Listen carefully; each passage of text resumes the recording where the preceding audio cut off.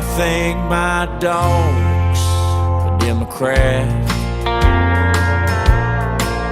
and it breaks my heart to have to say an ugly thing like that. But there's a big old pile of evidence that all points towards the fact my dog might be a Democrat. I pay for all his health care, and I buy everything he eats. I provide him with a place to live just to keep him off the streets. But he just acts like he's entitled, even tried to unionize the cat. Yeah, I think my dog's a Democrat.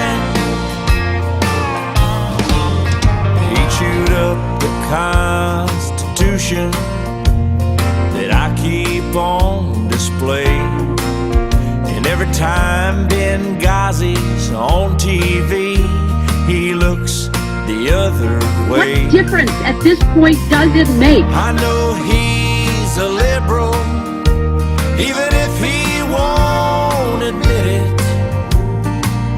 He pooped on my living room rug and tried to tell me George Bush did it.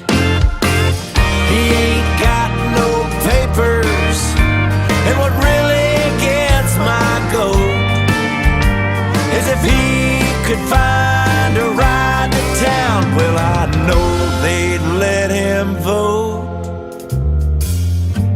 Well, sure, we've had some good times, and he's been fun to have around. But if he ever barks about my right to bear arms, I'm gonna have him put down.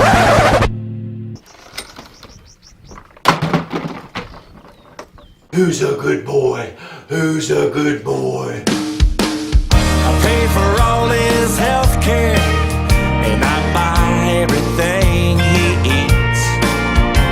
I provide him with a place to live just to keep him off the streets. You'd have to be a socialist to ever act like that. So my dog must be a Democrat. His behavior has been hinting that his mom might be Mrs. Clinton.